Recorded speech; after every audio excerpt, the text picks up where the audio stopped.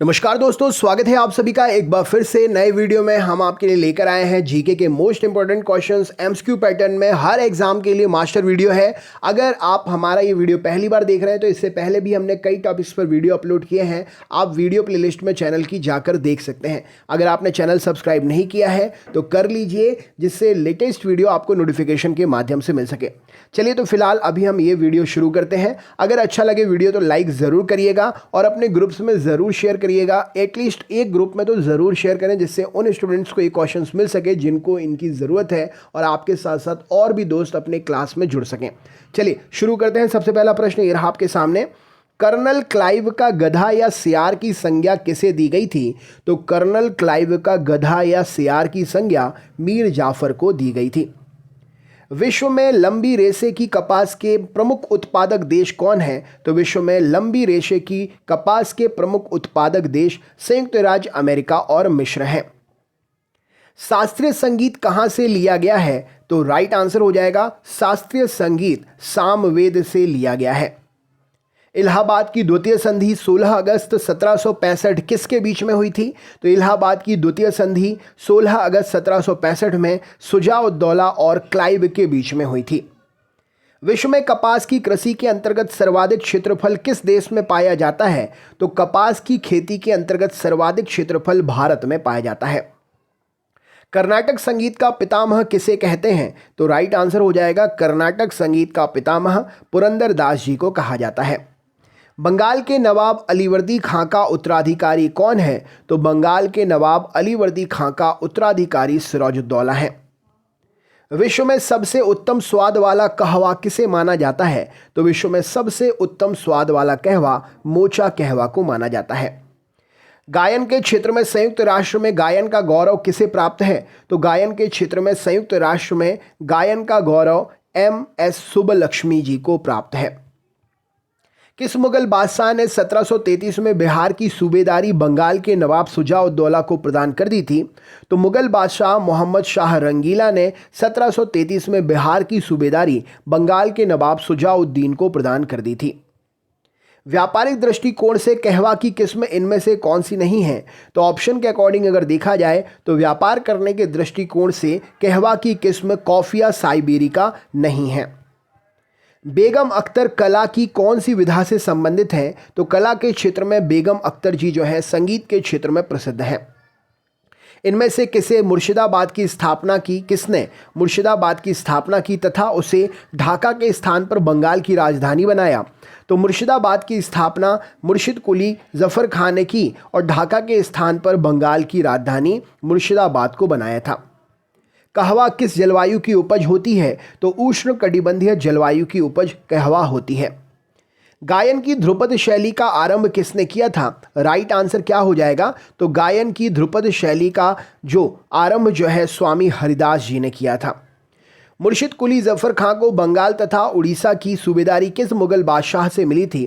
तो मुर्शिद कुली जफर खां को बंगाल तथा उड़ीसा की सूबेदारी जो है फर्रुखसियार से मिली थी। राइट आंसर हो जाएगा फर्रुखसियार। अगला क्वेश्चन है, निम्नलिखित में से कौन सा विश्व का कॉफ़ी पोर्ट कहलाता है? मतलब कॉफ़ी के आयात निर्यात से संबंधित प्रसिद्ध स्थान।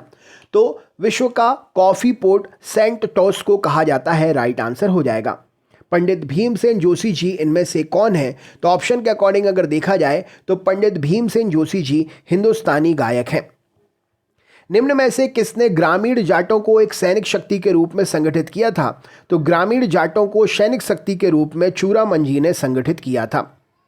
अफ्रीका महाद्वीप में कहवा का सबसे बड़ा उत्पादक कौन है? तो अफ्रीका महाद्वीप में कहवा का सबसे बड़ा उत्पादक इथोपिया नामक देश है। सुप्रसिद्ध ठुमरी गायिका गिरिजा देवी का संबंध किससे है? तो सुप्रसिद्ध ठुमरी गायिका गिरिजा देवी जी का संबंध बनारस घराने से है। किस राज्य के शासक नवाब वजीर कहलाते थे? तो अवध के नवाब वजीर कहलाते थे। विश्व में मक्का की पेटी किस देश में पाई जाती है? तो मक्का की उपज को लेकर ये बात कही गई है। तो विश्व में मक्का की पेटी संयुक्त राज्य अमेरिका में पाई जाती है। मेघालय का लोक नृत्य कौन सा है? राइट आंसर क्या हो जाएगा? तो मेघालय का लोक नृत्य लोहो या लाहो है। अंग्रेजों का पेंशनर बनने वाला प्रथम मुगल बादशाह कौन सा था? तो अंग्रेजों का पेंशनर बनने वाला प्रथम मुगल बादशाह शाह आलम द्वितीय था। इनमें से कौन चावल का निर्यातक देश नहीं है? तो चावल का निर्यातक देश श्रीलंका नहीं है। बस्तर में डंडारी नृत्य किस त्योहार पर आयोजित होता है? तो बस्तर में डंडारी नृत्य होली त्योहार पर आयोजित होता है। इनमें से किस मुगल शासक का वास्तविक नाम अली गौहर था? तो मुगल शासक का वास्तविक नाम अली गौहर शाह आलम द्वितीय का था। धान की खेती के लिए कौन सी मिट्टी सबसे अधिक उपयुक्त है? तो धान की खेती के लिए उपजाऊ चिकनी मिट्टी सबसे अधिक उपयुक्त मानी जाती है। बधाई क्या होती है? तो बुंदेलखंड का लोक नृत्य है जो कि शुभ अवसर पर किया जाता है, बधाई है।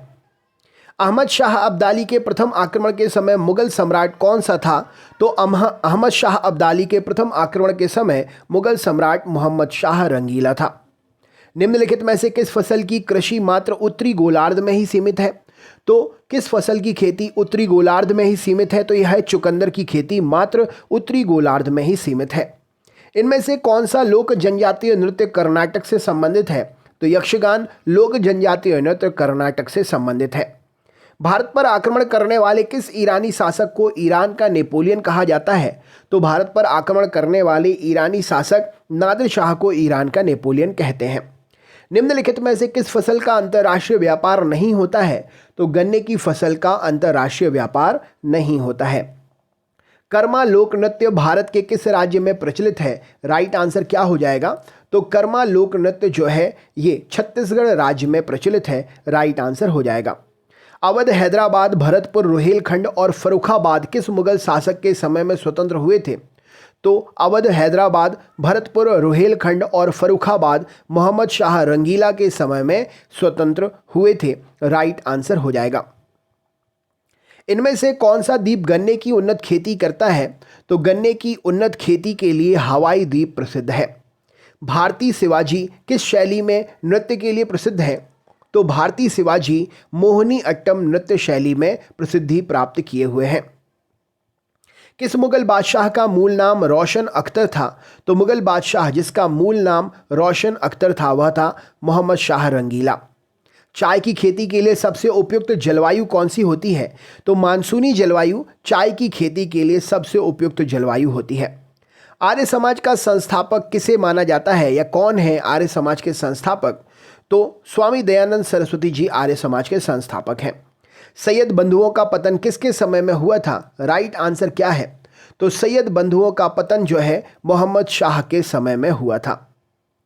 चाय के अंतर्गत विश्व में सर्वाधिक क्षेत्रफल किस देश में पाया जाता है? तो चाय के अंतर्गत विश्व में सर्वाधिक क्षेत्रफल चीन में पाया जाता है। प्रार्थना समाज के संस्थापक कौन कहे जाते हैं? राइट आंसर क्या हो जाएगा? तो प्रार्थना समाज के संस्थापक आत्माराम पांडुरंगशी कहे जाते हैं, सही उत्तर हो जाएगा। सैयद बंधुओं ने मराठाओं के सहयोग से किस मुगल सम्राट को सत्याच्युत कर हत्या कर दी थी?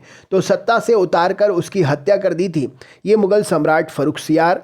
सैयद बंधुओं ने मराठाओं के सहयोग से मुगल सम्राट फर्रुखसियार को सत्याच्युत कर उनकी हत्या कर दी थी, सत्ता से उतार कर हत्या कर दी थी। विश्व प्रसिद्ध उलंग किस्म की चाय किस देश में पैदा होती है? तो विश्व प्रसिद्ध उलंग किस्म की चाय जो है ताइवान में पैदा होती है, राइट आंसर हो जाएगा। पटना में किस सिख गुरु का जन्म स्थान है? तो पटना में गुरु गोविंद सिंह जी का जन्म स्थान है।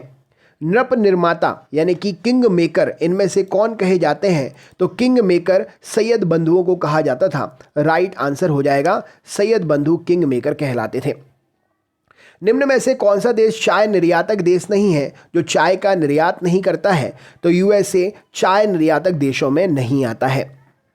तो दोस्तों ये था आपका आज का जीके का प्रश्न पत्र। कैसा लगा वीडियो ज़रूर शेयर करके कमेंट करके बताइएगा, और हाँ अपने ग्रुप्स में ज़रूर शेयर करें वीडियो को, जिससे हर एक स्टूडेंट अपने क्लास में जुड़े, अपने वीडियो से जुड़े।